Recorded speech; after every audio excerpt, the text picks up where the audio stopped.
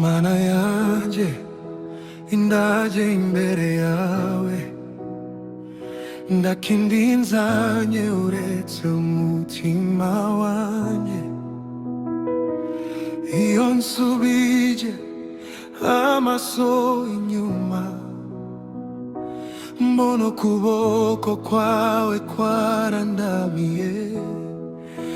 Yesu warakoze, warandinze, warankunze, kandi sinzigera nkwibagirwa. Hari iminsi narize ndi jyenyine, nkibaza niba ejo hazaba heza. Inzira zanje zari zuzuye ibituro, umutima wanjye wabuze amahoro. Ariko igihe natekerezaga ko birangiye,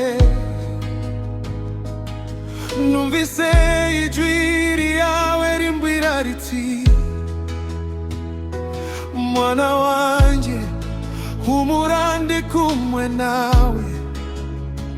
Ndabona igeze ngutererana, wamfashe ukuboko ndongera ndahaguruka, wampa imbaraga zo gukomeza aho abantu babonaga iherezo. Wowe Mana wahabonye intangiriro nshya.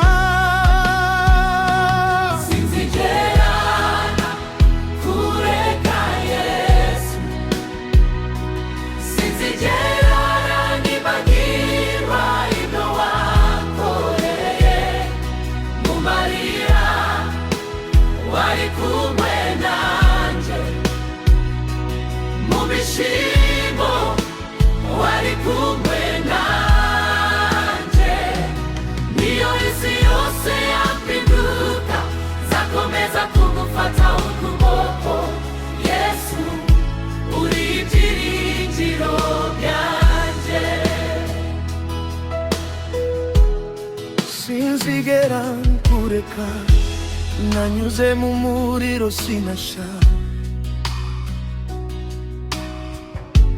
nanyuze mu mazi sinarohama.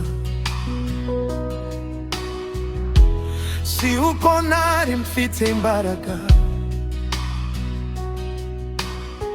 ni ukubera ko wari iruhande rwanjye.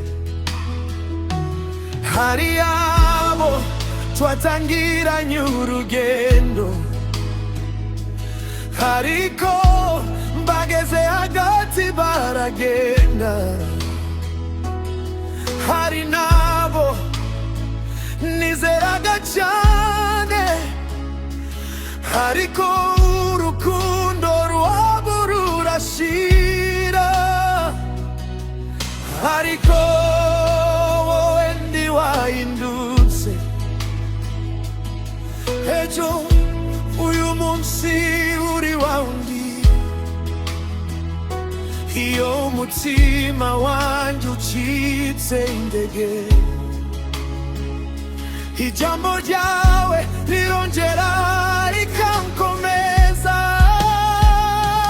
Sinzigera kureka Yesu, sinzigera nibagirwa ibyo wankoreye.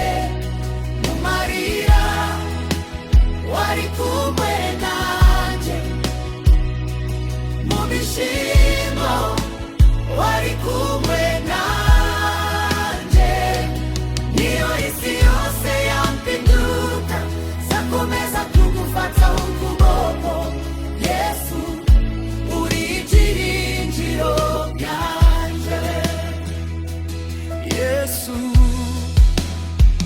ndagushimira kubera imiryango wafunguye, kubera niyo wafunze kugira ngo undinde. Ndagushimira kubyo wampaye, ndagushimira no kubyo ntarabona,